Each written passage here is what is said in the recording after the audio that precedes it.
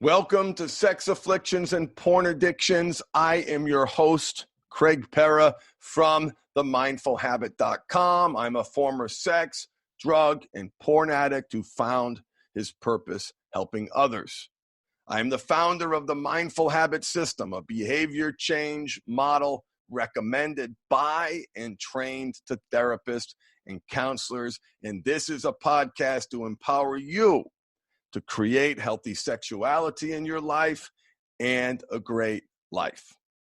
So today, we're going to talk about the coronavirus. Now, I've got very little to add substantively to what you may have read medically about the coronavirus. What I really want to talk about is fear, habits, and patterns. Okay, so people are scared. The market yesterday was a bloodbath. The markets are scared. Resources appear strained. Quite frankly, we don't know how bad it's going to get. And I think there are a lot of people using this as an excuse to numb, cope, and escape. So I want to challenge that. And I want to talk about 7 ways. I said 6 ways, but there are 7 ways, 7 things that you can, use this crisis, this challenge, as an opportunity, to use it as a growth opportunity to transform your life for the positive, and use this external event to examine your life, to examine your habits, to examine ways that what you can do to make it better, so this internal event does not kill you, because chances are it will not, but make you stronger. But first, before I dive into those needs, a warning. I like to disclose self-interest. I run a wildly successful online group coaching program. So there's no one getting in groups. There is no chance of getting the coronavirus and participating in one of our 7 group coaching calls per week.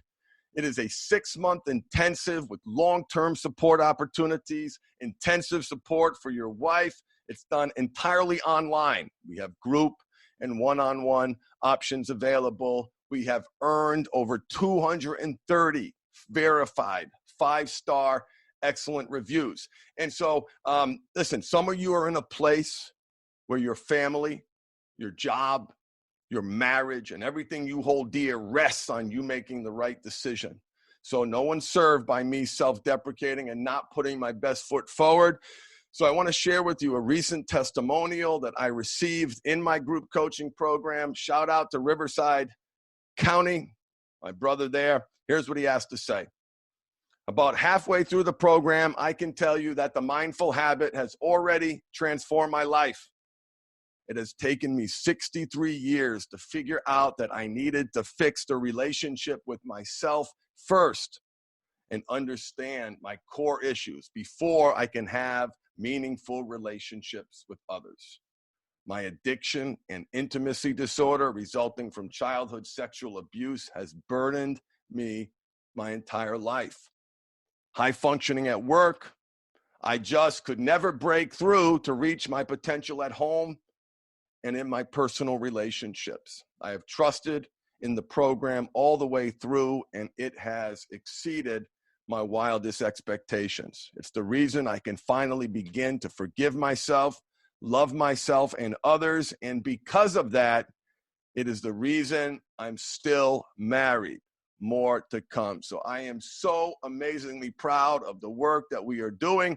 If you want a part of that, go to themindfulhabit.com if you have any questions. It literally is the best program in the world if you're struggling. All right, end of commercial. The 6 growth opportunities presented by the coronavirus. Actually, we're going to do 7. There's a bonus one at the end, one of my favorites. So first, a reminder to always be on the lookout for growth opportunities, right? And ask yourself this question.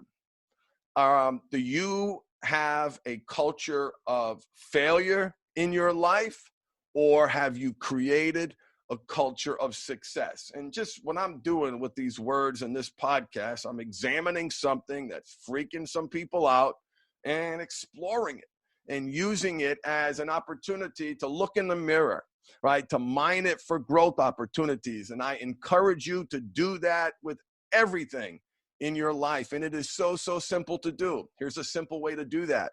Make a list of the 5 things about your life that you hate, or the 5 things that suck about your life, where you're struggled, where you're challenged, where you're sick and tired of being sick and tired. Brother, those are your opportunities. So that shit list, that why my life sucks list, those are your opportunities. Those are the places where you can grow. Those are the places where you can use whatever crisis it is that you're dealing with to grow in a powerful way. So first, always be on the lookout for growth opportunities. Second, use this as an opportunity to do a self-care checkup. Self-care, you not only prioritizing your self-care and you doing that long-term, that's the secret, right? Because what happens to everybody, right? What may have happened to you in the past? You hit rock bottom, you dive into recovery, you sprint as far and as fast as you can, and there comes a point where you stop doing the things that make you successful. You can't stop doing the things that make you successful. And one aspect of that must be self-care. Eating, sleeping, hydrating, exercising, and practicing mindfulness and training your brain must be at the heart of not your recovery. Someone asked me a few months ago, how do I stay motivated with recovery? And I said, stop calling it recovery. Recovery's boring. Okay, now listen, I get it. There's a point in time where I'm going to dust myself off, got to collect myself, got to put the pieces back together. But it's not a place that you want to stay in forever, right? The cure is the aggressive pursuit of a great life. I want my program to be about high performance because it's the only way you're going to proactively counterbalance that powerful sexual energy. You have to create a great life. You have to proactively manage your powerful sexual energy. You must practice rigorous self-care. So grade yourself, A, B, C, D, F. Eating. How's your diet? You're putting good stuff in your body that's going to immunize you from disease? You taking care of it? Are you gobbling down those sodas and those diet sodas and high fructose corn syrup, essentially poison? How's your sleep? Are you hydrating? Are you exercising? Okay, now that I'm a little nervous about going to the gym, so I'm exercising around my house. I'm exercising outside. I've got my bike out. I'm riding my bike with my kids. So I'm not going to use the virus as an excuse to stop doing the things that make me successful. I can't stop doing the things that make me successful because I know if I do, I will go back to my old ways. I've convinced myself of that, and I'm glad I convinced myself of that. There's an input that I'm required to deliver to create an output that I seek. That requires intention, and self-care is at the heart of that. So use this as an opportunity to reflect on your self-care. Third, use this challenge to question your habits around news consumption. Let me tell you what I think. I think the 24-hour news cycle is poison. If you are in it, you are addicted. If you're in it, cloaked with this need to stay informed, the world's going to go to hell in a handbasket. If you do not, you're addicted. You're in too deep. You're not just addicted to pornography or compulsive sexual behavior. You're addicted to consuming information. You're addicted to reacting to it. Maybe you're getting significance by screaming about this issue or screaming about that issue. Ask yourself, is the news that you are consuming making you better? Do you have more self-control or less self-control? See, now is the time. Listen, I think now is the time where you want to be informed. So be mindful of where you get your news from.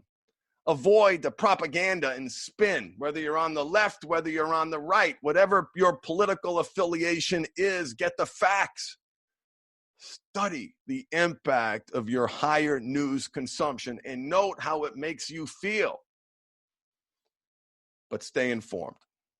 Fourth,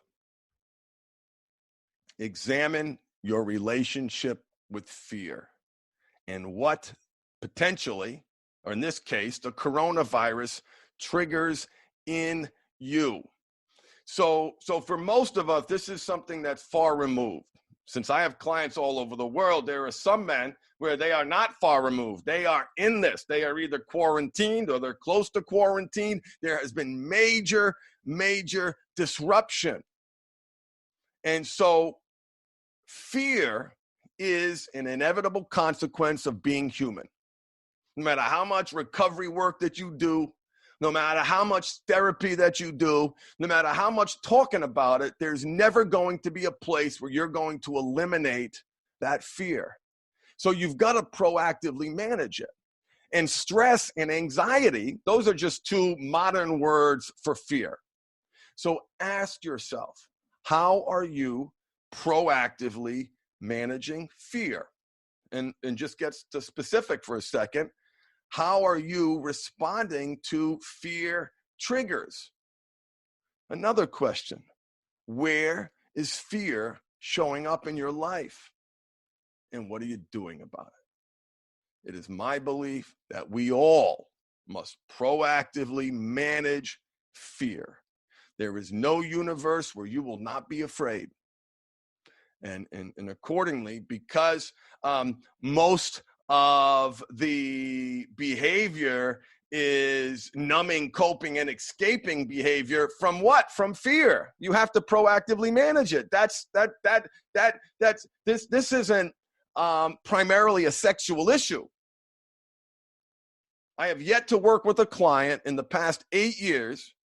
I have not had a single client whose primary issue had anything to do with sex. They are numbing, coping, and escaping from what? Fear. Mindfulness, mindful meditation will help you manage fear.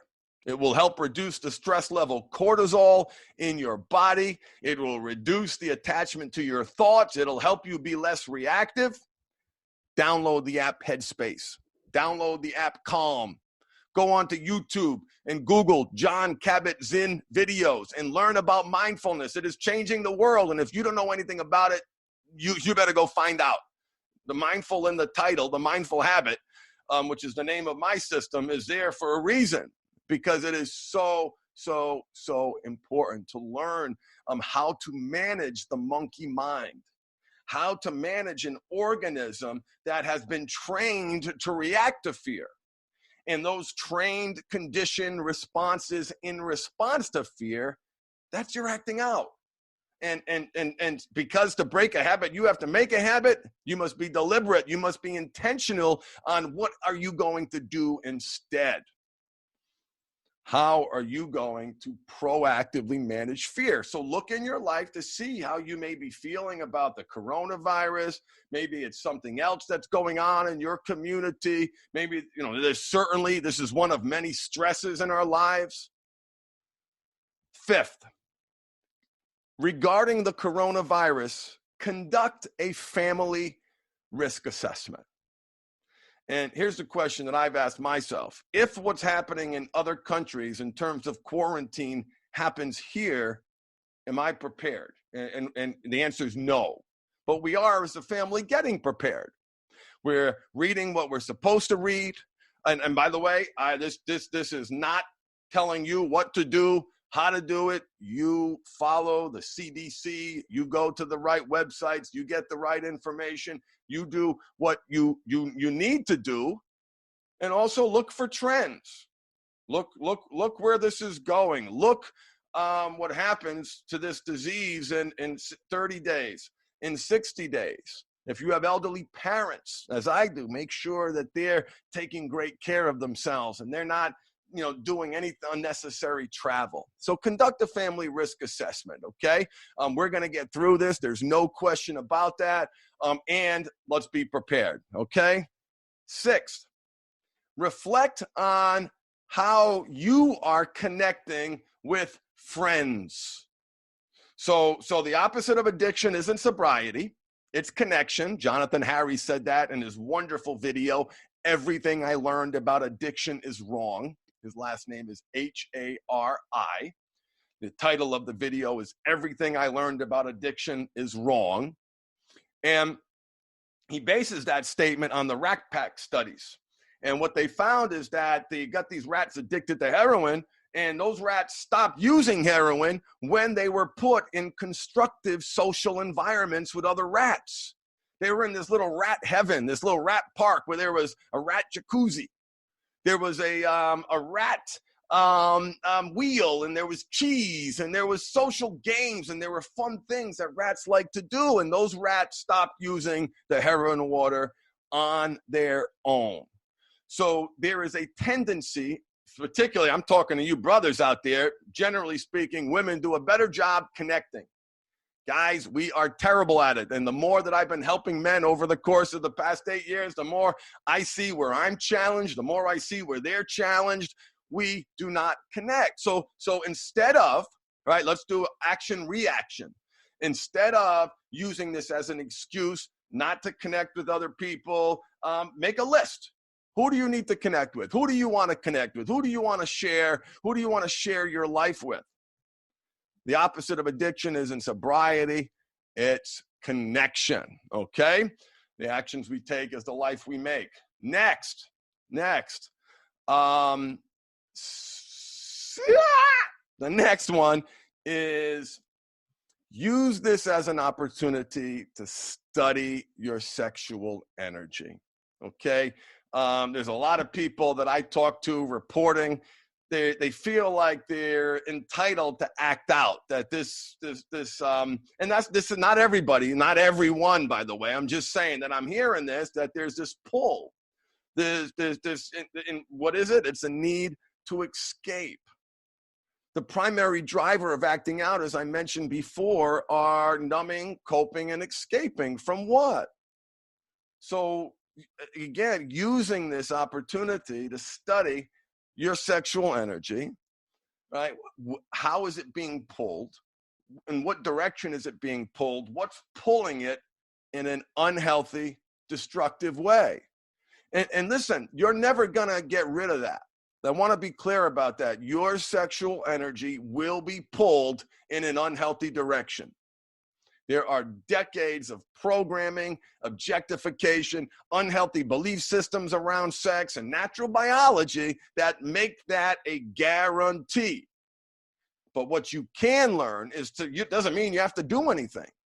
You can use that the fact that it's pulled to not react, to create mindfulness, to not numb, cope, and escape, to channel and direct that powerful sexual energy. Brother, it's got to go somewhere, right? Be intentional about where it goes. Direct it. If you are in love and you're in a relationship, direct that energy towards your partner. And if you remember from that testimonial up above, our brother from Riverside County talks about his intimacy disorder. That's what I treat, intimacy disorders. There's reasons why that sexual energy flows in an unhealthy, destructive, self-harming way, and why it doesn't flow in a natural, why doesn't it flow to my partner? There's reasons for that, and you've got to figure those reasons out. So use this crisis as an opportunity to study your sexual energy. Always be studying your sexual energy. Always be on the lookout for how it's being pulled. And when it's going in an unhealthy direction, boom, there's your opportunity to bring it back. And seventh, or last, I did lose track, is my favorite Stoic quote. And that is memento mori. That essentially means remember death. Now, Now, the overwhelming majority with the multiplier times something else of anyone listening to this podcast, you're going to be fine.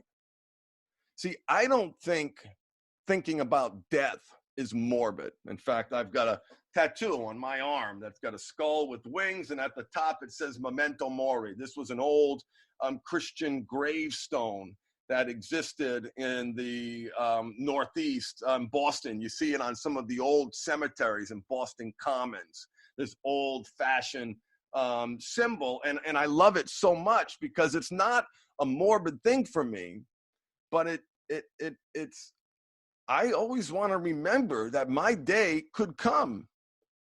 I hope it's far away. I hope I've got many years left on this planet, bringing love to my family, to my friends, and to you, and sharing this amazing life together and doing fun, incredible things. But I can't guarantee that. Tonight, I'm going to a movie with a friend of mine who had a massive stroke 1.5 years ago.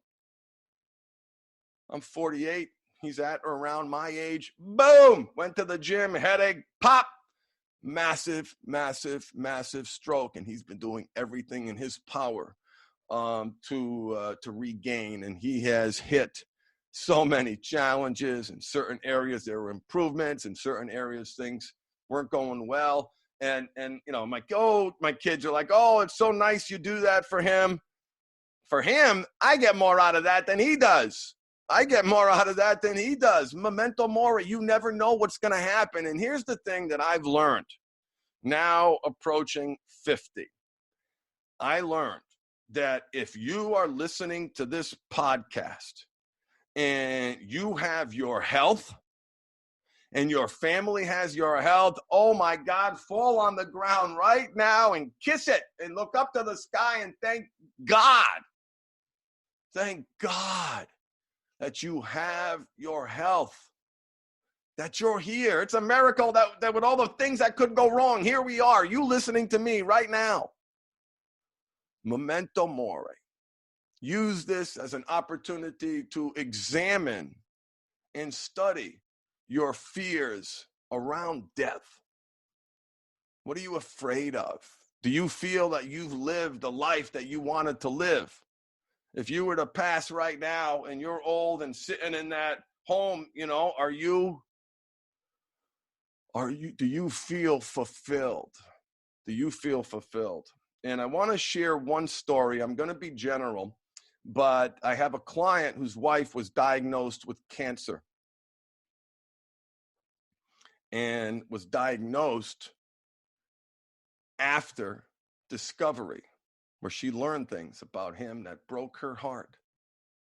And as she's going through chemo, fighting for her life, on his mind is, this is my legacy. This is how she's going to remember me. This look at the mess that I have made. Instead of me supporting, instead of her feeling loved, instead of her feeling nurtured, instead of her feeling honored, she feels broken. She feels empty. She feels sad. So I just strongly encourage you that before this day is out, that you reflect on how grateful you are that you have someone in your life who loves you. Someone in your life who's upset about what you did because they care about you that much. And if you don't have someone in your life, you're going to find someone in your life if you work on you and you put your best foot out, your best self out there, right? You like attracts like. Like attracts like. But for my brothers in a relationship and for the partners who are listening now, just a dose of perspective. If you have health, there's nothing that you can't achieve. There's absolutely nothing that you can't achieve. Memento mori. Remember death. So those are my lists of opportunities that the coronavirus presents for you.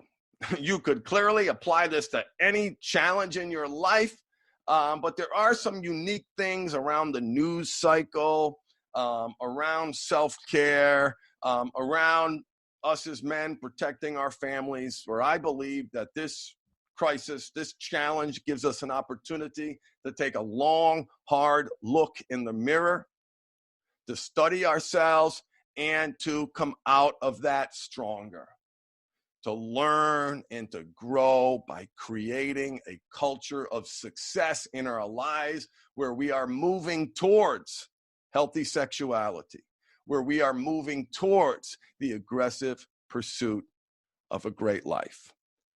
Thank you so much for listening. I have reserved 5 scholarships this month that are receiving the deepest discount that I offer. I cut the program in half, make it payable over 6 months. So if you are interested, call 877-769-3790. Mention podcast or email support@themindfulhabit.com. Mention podcast. Sign up to connect with me on my website, www.themindfulhabit.com. I honor your quest for healthy sexuality and a great life. I am honored and privileged that you have chosen to share your most valuable resource with me, time. Know that your sexual energy is powerful. It must be controlled or it will control you. So choose well, embrace your power of choice, feed the right wolf inside you, and I will see you at the next podcast. Thanks for listening.